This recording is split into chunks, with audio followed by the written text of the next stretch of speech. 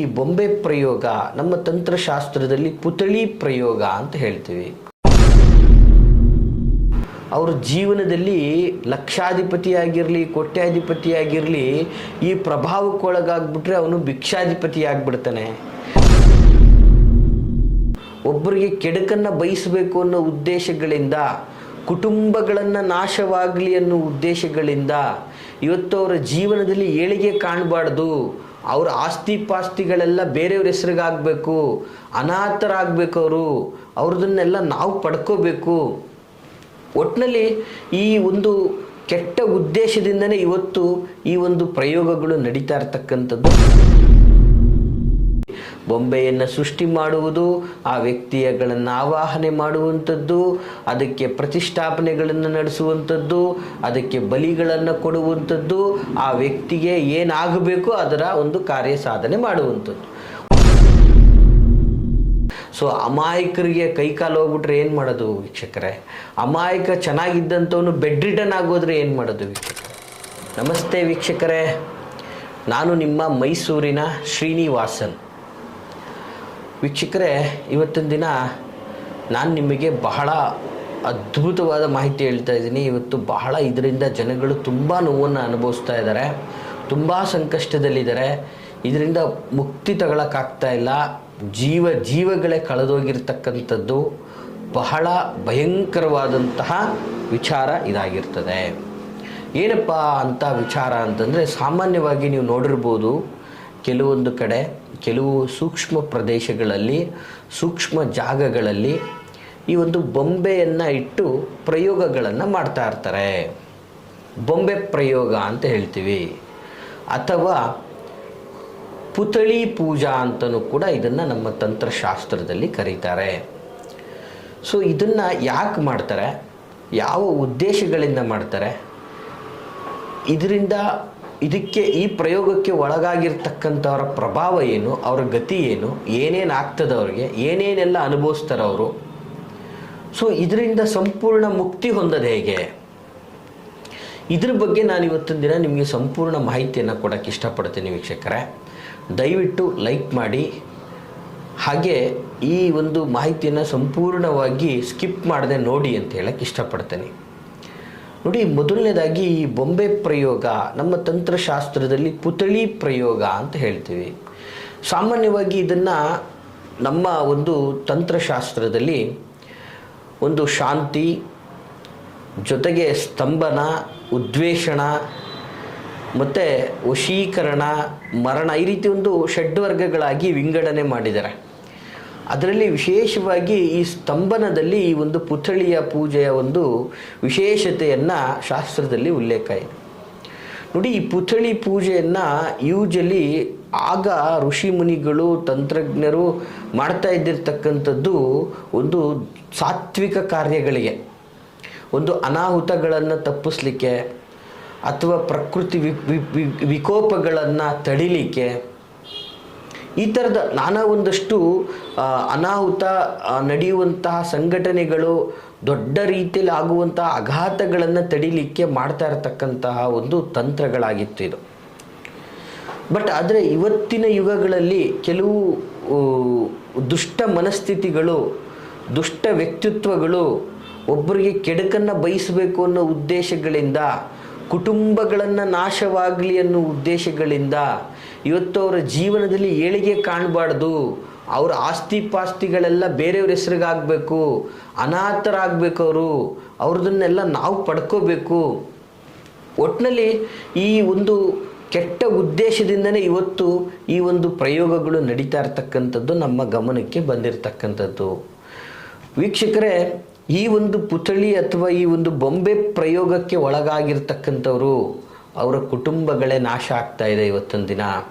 ಪಾಪ ಚೆನ್ನಾಗಿದ್ದಂತಹ ವ್ಯಕ್ತಿ ಕೈ ಕಳ್ಕೊಳ್ಳುವಂಥದ್ದು, ಕಾಲು ಕಳ್ಕೊಳ್ಳುವಂಥದ್ದು, ಇದ್ದಕ್ಕಿದ್ದಾಗೆ ಬಾಯಿ ಬಿದ್ದೋಗುವಂಥದ್ದು, ಚೆನ್ನಾಗೇ ಇದ್ದಂಥ ವ್ಯಕ್ತಿ ಇದ್ದಕ್ಕಿದ್ದಂಗೆ ಅವನಿಗೆ ಅನಾರೋಗ್ಯ ಸೃಷ್ಟಿಯಾಗುವಂಥದ್ದು, ಚೆನ್ನಾಗೇ ಇದ್ದಂತಹ ವಿಚಾರ, ಒಂದು ಒಳ್ಳೆ ಅದ್ಭುತವಾಗಿದ್ದಂಥ ವ್ಯಕ್ತಿ ಇದ್ದಕ್ಕಿದ್ದಾಗೇ ತಿಂಗಳನ್ನೋದಿಲ್ಲ ಏನೋ ಒಂದು ಅನಾಹುತ ಅವನಿಗವನೇ ಏನೋ ಮಾಡಿಕೊಂಡು ಹತರಾಗುವಂಥದ್ದು.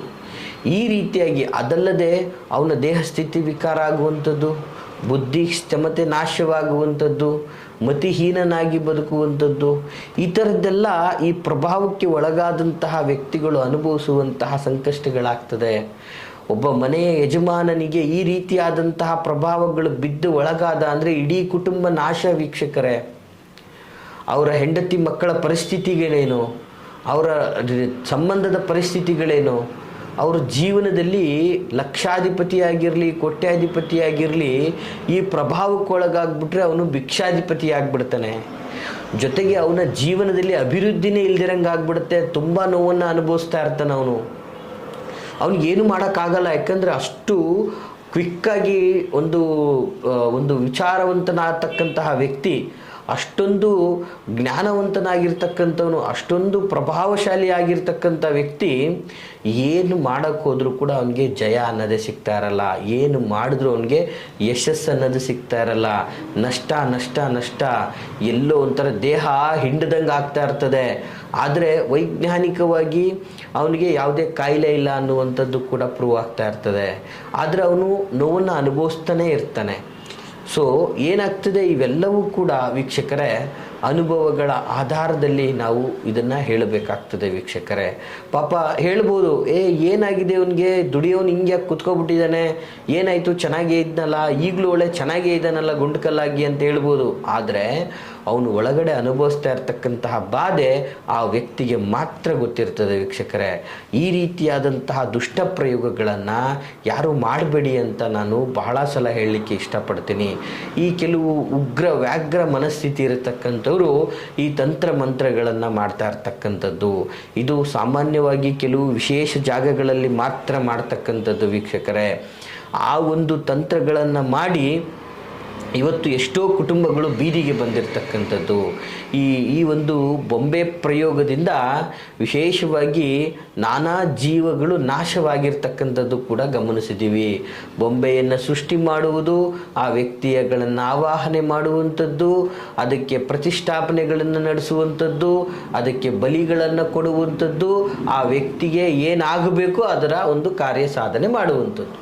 ಒಂದು ರೀತಿಯಲ್ಲಿ ಇದನ್ನು ಶತ್ರು ಸಂಹಾರದಂಥ ಕಾರ್ಯ ಅಂತ ಹೇಳಿದ್ರು ಕೂಡ ತಪ್ಪಾಗಲಿಕ್ಕಿಲ್ಲ. ಸೊ ಅಮಾಯಕರಿಗೆ ಕೈಕಾಲು ಹೋಗ್ಬಿಟ್ರೆ ಏನು ಮಾಡೋದು ವೀಕ್ಷಕರೇ? ಅಮಾಯಕ ಚೆನ್ನಾಗಿದ್ದಂಥವನು ಬೆಡ್ ರಿಡನ್ ಆಗೋದ್ರೆ ಏನು ಮಾಡೋದು ವೀಕ್ಷಕರೇ? ಸೊ ಈ ರೀತಿಯಾಗಿ ಎಷ್ಟೋ ಜನಗಳಿಗೆ ಇವತ್ತು ಈ ಬೊಂಬೆ ಪ್ರಯೋಗ, ಪುತ್ಥಳಿ ಪೂಜೆಯಿಂದ ಅವನ ಒಂದು ಜೀವನವನ್ನೇ ನಾಶ ಮಾಡಿರ್ತಕ್ಕಂಥದ್ದು.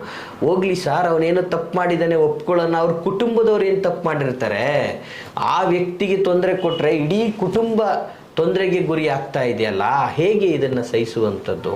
ಸೊ ಇಂತಹ ವಿಕೃತಿಯನ್ನು ಮೆರೆದು ಇಂತಹ ಸಂಕಷ್ಟಕ್ಕೆ ಒಳಗಾಗಿರ್ತಕ್ಕಂಥವ್ರಿಗೆ ನಾನು ಹೇಳ್ತಾ ಇರ್ತಕ್ಕಂಥ ಪರಿಹಾರ ಅಂತಿಮ ಅಲ್ಲ, ಬಟ್ ಇದು ಒಂದು ಸಣ್ಣ ವಿಶೇಷವಾದಂತಹ ಪರಿಹಾರ. ನಿಮಗೆ ಈ ಥರದ್ದೆಲ್ಲ ಅನುಭವಗಳು ನಿಮಗೆ ಆಗ್ತಾ ಇದೆ ಅಂತಂದರೆ ಈ ಒಂದು ಸಣ್ಣ ಒಂದು ತಂತ್ರದಿಂದ ಇದರಿಂದ ನೀವು ಮುಕ್ತಿ ಹೊಂದುವಂತಹ ಸಾಧ್ಯತೆಗಳು ಬಹಳಷ್ಟು ಇರ್ತದೆ ವೀಕ್ಷಕರೇ. ಏನು ಆ ಒಂದು ಪರಿಹಾರ ತಂತ್ರ ಅಂತಂದರೆ ಬಹಳ ಸುಲಭವಾದಂತಹ ಒಂದು ತಂತ್ರವಾಗಿರ್ತದೆ. ಇವತ್ತು ನಿಮಗೆ ಯಾರು ಯಾವ ರೀತಿಯಲ್ಲಿ ನಿಮ್ಮ ಮೇಲೆ ಬೊಂಬೆ ಪ್ರಯೋಗ ಮಾಡಿದ್ದಾರೆ ಅಂತಕ್ಕಂಥದ್ದು, ಯಾರು ಮಾಡಿದ್ದಾರೆ ಅಂತಕ್ಕಂಥದ್ದು ನಿಮಗೆ ಗೊತ್ತಿದೆಯೋ ಗೊತ್ತಿಲ್ವೋ ಅದು ಬೇಕಾಗಿಲ್ದಿರುವಂಥ ವಿಚಾರ. ಸೊ ಒಟ್ಟಿನಲ್ಲಿ ನಿಮ್ಮ ಮೇಲೆ ಪ್ರಯೋಗ ಆಗಿದೆ ಅನ್ನುವಂತಹ ವಿಚಾರ ನಿಮಗಾಗಿ ಇಷ್ಟೊಂದು ನೋವನ್ನು ಅನುಭವಿಸ್ತಾ ಇದ್ದೀರಾ ಅಂತಂದಾಗ ನೀವು ಇದರಿಂದ ಮುಕ್ತಿಯನ್ನು ಹೊಂದಲಿಕ್ಕೆ ಸುಮ್ಮನೆ ಆ ದೇವ್ರಿಗೋದೆ ಈ ದೇವ್ರಿಗೋದೆ ತಡೆ ಒಡಿಸ್ಕೊಂಡೆ ಇನ್ನೊಂದು ಮಾಡಿದೆ ಮತ್ತೊಂದು ಮಾಡಿದೆ ಅಂದರೆ ಖಂಡಿತವಾಗಿ ಹೋಗೋದಿಲ್ಲ ವೀಕ್ಷಕರೇ. ನಿಮ್ಮ ಮೇಲೆ ಯಾವ ರೀತಿಯಾದಂತಹ ಪ್ರಯೋಗಗಳು ನಡೆದಿದೆ ಅನ್ನೋದ್ರ ಬಗ್ಗೆ ಪ್ರಶ್ನೆಗಳಲ್ಲಿ ನೋಡಬೇಕು. ಯಾವ ಥರ ಒಂದು ಬೊಂಬೆಗಳನ್ನು ಸೃಷ್ಟಿ ಮಾಡಿದ್ದಾರೆ ನಿಮ್ಮ ಮೇಲೆ ಅನ್ನುವಂಥದ್ದನ್ನು ನೋಡಬೇಕು. ಸೊ ಈ ರೀತಿಯಲ್ಲಿ ಕೆಲವು ಪ್ರಶ್ನೆ ಆಕಾರಗಳನ್ನು ಹಾಕಿ ನೋಡಿದ ನಂತರನೇ ಇದಕ್ಕೆ ಒಂದು ಶಾಶ್ವತ ಪರಿಹಾರಗಳನ್ನು ಹೇಳಲಿಕ್ಕೆ ಸಾಧ್ಯ ಆಗ್ತದೆ. ಸೊ ಅದರಲ್ಲೂ ಕೂಡ ಒಂದು ಸಾಧಾರಣವಾದಂಥ ಒಂದು ವಿಶೇಷ ಒಂದು ಪ್ರಯೋಗವನ್ನು ನಾನು ನಿಮಗೆ ಈ ಮೂಲಕ ಹೇಳಲಿಕ್ಕೆ ಇಷ್ಟಪಡ್ತೀನಿ ವೀಕ್ಷಕರೇ. ಬಹಳ ಸುಲಭವಾದಂತಹ ತಂತ್ರ ಇದಾಗಿರ್ತದೆ. ನೀವು ಮಾಡಬೇಕಾಗಿರೋದಿಷ್ಟೇ, ಇದಕ್ಕೆ ನೀವು ಏನು ಮಾಡಬೇಕು, ಒಂದು ಬಿಲ್ವ ಪತ್ರೆಯನ್ನು ತೆಗೆದುಕೊಳ್ಳಬೇಕು. ಶಿವನಿಗೆ ಪ್ರಿಯವಾದಂಥದ್ದು ಬಿಲ್ವ ಪತ್ರೆಯನ್ನು ತೆಗಬೇಕು. ಜೊತೆಗೆ ನೋಡಿ, ತಂತ್ರ ಹೇಳ್ತಾ ಇದ್ದೀನಿ, ದಯವಿಟ್ಟು ನೋಟ್ ಮಾಡ್ಕೊಳ್ಳಿ ವೀಕ್ಷಕರೇ. ಸೊ ಬಿಲ್ವ ಪತ್ರೆ ಜೊತೆಗೆ ಒಂದು ಲಿಂಬೆ ಹಣ್ಣನ್ನು ತೆಗೆದುಕೊಳ್ಬೇಕು. ಆ ಲಿಂಬೆ ಹಣ್ಣು ಮತ್ತು ಬಿಲ್ವಪತ್ರೆ ಎರಡನ್ನೂ ಸಹ ನೀವು ನಿಮ್ಮ ಕೈಯಲ್ಲಿ ಹಿಡ್ಕೋಬೇಕು. ಇಟ್ಕೊಂಡು ಒಂದು ಕೈಯಿಂದ ಬಿಲ್ವಪತ್ರೆಯನ್ನು ಇನ್ನೊಂದು ಲಿಂಬೆ ಹಣ್ಣನ್ನು ಸೇರಿಸ್ಬೇಕು. ಅಂದರೆ ಅದನ್ನು ಕಂಪ್ಲೀಟ್ಲಿ ಅದಕ್ಕೆ ಇಟ್ಕೊಂಡು ಮಧ್ಯಭಾಗದಲ್ಲಿ ಕಟ್ ಮಾಡಬೇಕು ವೀಕ್ಷಕರೇ. ಒಂದು ಶಾರ್ಪ್ ಆದಂತಹ ಬ್ಲೇಡನ್ನು ತೆಗೆದುಕೊಂಡು ಅದನ್ನು ಕಟ್ ಮಾಡಿಬಿಟ್ಟು ವೀಕ್ಷಕರೇ 2 ಲವಂಗಗಳನ್ನು ಅದರಲ್ಲಿ ಚುಚ್ಚಬೇಕು. ಕಂಪ್ಲೀಟಾಗಿ ಅದರಲ್ಲಿ ಹಾಕಬೇಕಂದ್ರೆ ಲಿಂಬೆಹಣ್ಣನ್ನು ಅರ್ಧಕ್ಕರ್ಧ ಕಂಪ್ಲೀಟ್ 2 ಭಾಗ ಮಾಡಬಾರ್ದು, ಸ್ವಲ್ಪ ಮಾತ್ರ ಕುಯ್ದುಬಿಟ್ಟು ಆ 2 ಲವಂಗಗಳನ್ನು ಆ ಲಿಂಬೆಹಣ್ಣು ಒಳಗಡೆ ಇರಿಸ್ಬೇಕು. ಲಿಂಬೆಹಣ್ಣು ಒಳಗಡೆ 2 ಲವಂಗಗಳನ್ನು ಇರಿಸಿ ಆ ಒಂದು ಕಟ್ಟು ಮಾಡಿದಂತಹ ಭಾಗಕ್ಕೆ ಕುಂಕುಮ, ಅರಿಶಿಣ, ಗಂಧಾದಿಗಳನ್ನು ಹಾಕಿ, ಜೊತೆಗೆ ವಿಶೇಷವಾಗಿ ಯಾರು ಪ್ರಭಾವಕ್ಕೊಳಗಾಗಿರ್ತಾರೆ, ಈ ಒಂದು ಬೊಂಬೆ ಪ್ರಯೋಗಕ್ಕೆ ಒಳಗಾಗಿರ್ತಕ್ಕಂಥವರ ತಲೆಯ ಕೂದಲನ್ನು ಸ್ವಲ್ಪ ತೆಗೆದುಕೊಂಡು ಆ ಬಿಲ್ವಪತ್ರೆ ಆ ಲಿಂಬೆಹಣ್ಣಿಗೆ ಸಂಪೂರ್ಣವಾಗಿ ಆ ಒಂದು ಸ್ವಲ್ಪ ಕುಯ್ದಿರ್ತೀರ ಆ ಜಾಗದಲ್ಲೇ ಹಾಕಿದ್ರೂ ತೊಂದರೆ ಇಲ್ಲ, ಅದರೊಳಗೆ ಸಂಪೂರ್ಣವಾಗಿ ಹಾಕಿ ನಿಮ್ಮ ಕುಲ ದೈವ ದೇವರುಗಳ ಚಿತ್ರಪಟದ ಮುಂದೆ ಭಕ್ತಿಯಿಂದ ನೆನೆಸ್ಕೊಂಡು, ನಿಮ್ಮ ಕುಲ ದೈವ ದೇವರುಗಳನ್ನು ಭಕ್ತಿಯಿಂದ ನೆನೆಸ್ಕೊಂಡು ಆ ಲಿಂಬೆ ಹಣ್ಣನ್ನು ಸಂಪೂರ್ಣವಾಗಿ ನಿಮ್ಮ ಎಡಗೈಯಲ್ಲಿ ಇಟ್ಕೋಬೇಕು. ಎಡಗೈಯಲ್ಲಿ ಇಟ್ಕೊಂಡು ಆ ಎಡಗೈಯಿಂದ ನಿಮ್ಮ ತಲೆಯನ್ನು ಎಡಗೈಯಿಂದ ಸಂಪೂರ್ಣವಾಗಿ ನಿವಾಳಿಸ್ಕೋಬೇಕು ವೀಕ್ಷಕರೇ. ಸಂಪೂರ್ಣವಾಗಿ ನಿವಾಳಿಸಿದ ನಂತರ ಅದನ್ನು ನಿಮ್ಮ ತಲೆಯಿಂದ ಪಾದದ ಗಂಟನೂ ಸಹ ನಿವಾಳಿಸ್ಕೋಬೇಕು ವೀಕ್ಷಕರೇ.